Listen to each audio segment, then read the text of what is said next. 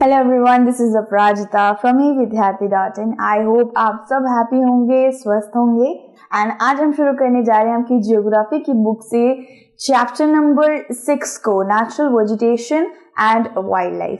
तो चलिए इसके सारे के सारे टॉपिक्स को पहले रिकॉल करते हैं। हमारे पास टॉपिक्स क्या हैं, मैं आपको एक छोटा सा इंट्रोडक्शन दूंगी इस चैप्टर का, that will really help you. Then हम फॉरेस्ट वाले टॉपिक पे आएंगे, then tropical evergreen forest, tropical deciduous forest, temperate evergreen and temperate deciduous. उसके बाद Mediterranean vegetation, coniferous forest, grassland, tropical grassland, temperate grassland, thorny bushes. तो ये सब हमारे सारे के सारे टॉपिक्स होंगे। आपने देखा है कि ये सारे के सारे टॉपिक्स में फॉरेस्ट करके नाम बार बार रिकॉल हो रहा है, ठीक है।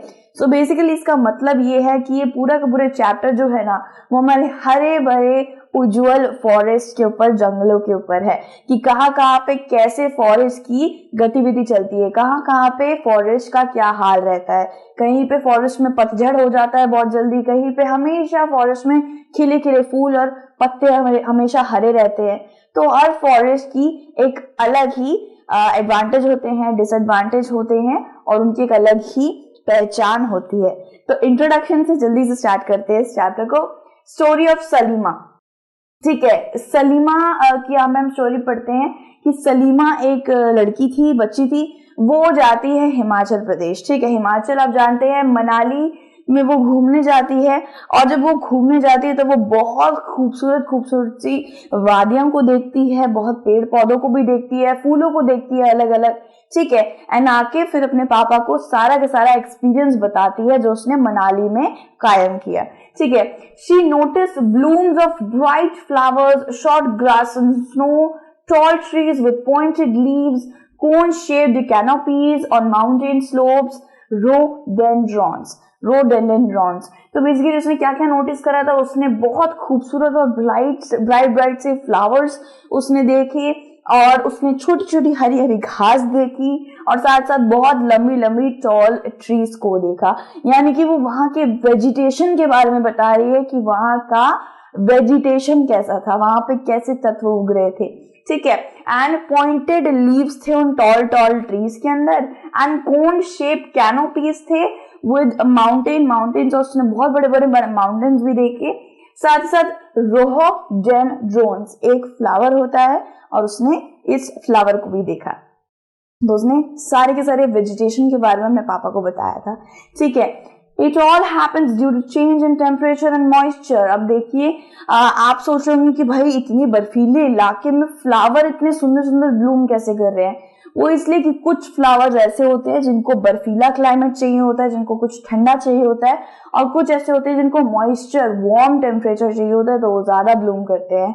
So basically short trees, tall trees with pointed leaves, ये सब जो भी यहाँ पे बताया गया है, शॉर्ट ग्रास, तो इन सब के बारे में बेसिकली यही बात सामने आती है कि ये जो वेजिटेशन है उसके पीछे कारण है। इन सारी वेजिटेशंस को ठंडा क्लाइमेट चाहिए होता है, और कुछ इस तरीके का उनको क्लाइमेट चाहिए होता है, तो वो और अच्छी तरह ब्लूम करते हैं। तो हर एक पर्टिकुलर पेड़ पौधे, फॉरेस्ट को एक पर्टिकुलर टेम्परेचर चाहिए होता है अपने आप को ग्रो करने के लिए, बड़ा करने के लिए, ठीक है।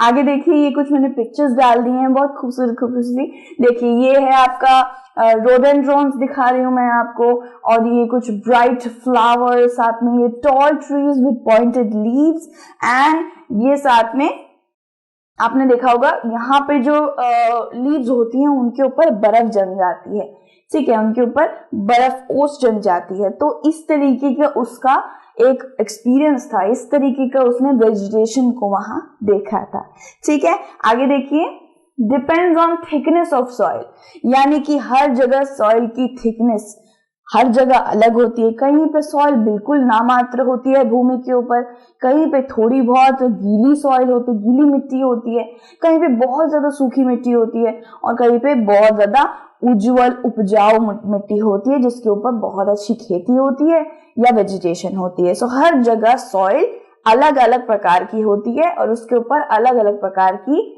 वेजिटेशन उगती है, ठीक है। Classified into 3 categories. अब ये 3 कैटेगरीज में ये पूरा का पूरा क्लासिफाइड है, forest, grassland and shrub. Basically आपको जो पूरा चैप्टर है वो इन तीनों के बारे में ही हम पढ़ेंगे। फॉरेस्ट के अंदर क्या बोला गया है, grows where temperature and rainfall plenty, dense forest are grow in certain factors. तो बेसिकली ये फॉरेस्ट कहाँ पे भाई, किस एक तरीके से किस पहचान में उगते हैं भाई, ये उगते हैं जहाँ पे बहुत ज्यादा प्लेंटी यानी कि बहुत ज्यादा मात्रा में बारिश होती है, साथ ही साथ टेम्परेचर बिल्कुल परफेक्ट होना चाहिए। जैसे कि देखिए मुझे बहुत ज्यादा ठंडी पसंद है, तो ठंडी में मैं एकदम तरोताजा से हो जाती हूँ, खुश सी रहती हूँ।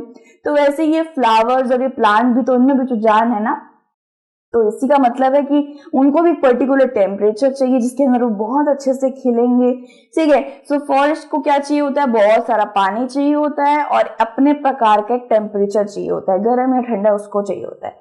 ठीक है, ग्रासलैंड्स की बात करते हैं, which grows in the region of moderate reason.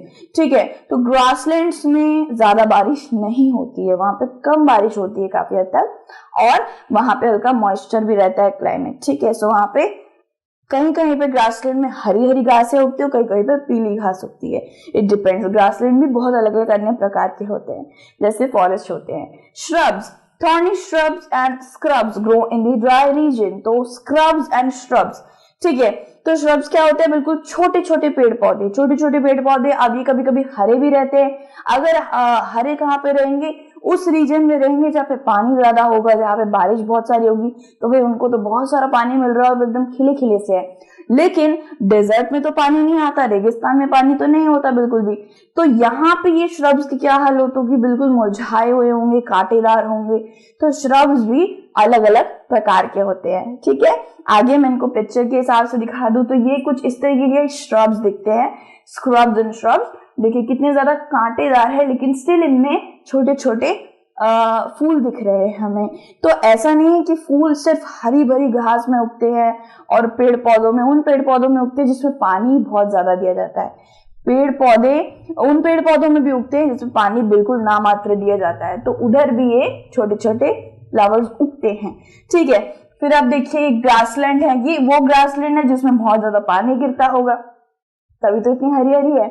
और ये देखिए हमारा जंगल है, जंगल भी हमेशा हरा भरा रहता है, लेकिन कोई कोई जंगल आपने देखा होगा कि बिल्कुल पेड़ के मतलब उसमें जो लीव्स हैं वो गिर रहे होते हैं, पतझड़ हो रहा होता है। ठीक है, सो हर अलग अलग तरीके के फॉरेस्ट होते हैं, सब कुछ अलग अलग तरीके का होता है, वो हम इस पूरे के पूरे चैप्टर में समझेंगे। ठीक है, talk with the father about the trip. तो उसने आते ही अपने पापा से जल्दी से, जैसे हम कुछ एक्सपीरियंस करते थे, जैसे अपने पापा को सब कुछ बताते हैं, मम्मी को सब कुछ बताते हैं कि ये मजे करे, ये खाया, तो वैसे वो अपने पापा से भी सब कुछ शेयर करती है।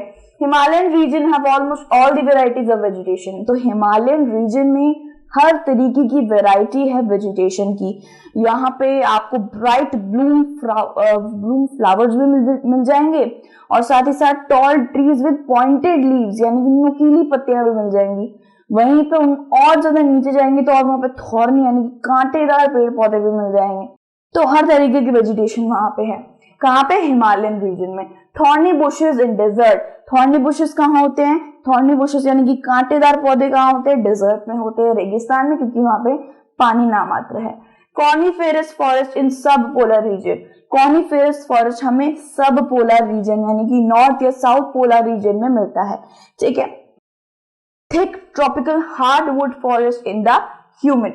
तो थिक मतलब कि बहुत ज्यादा मोटे, ट्रॉपिकल हार्डवुड एक तरीके का लकड़ी होती है, उसका भी बहुत बड़ा फॉरेस्ट होता है, उस लकड़ी से भी फर्नीचर बनता है।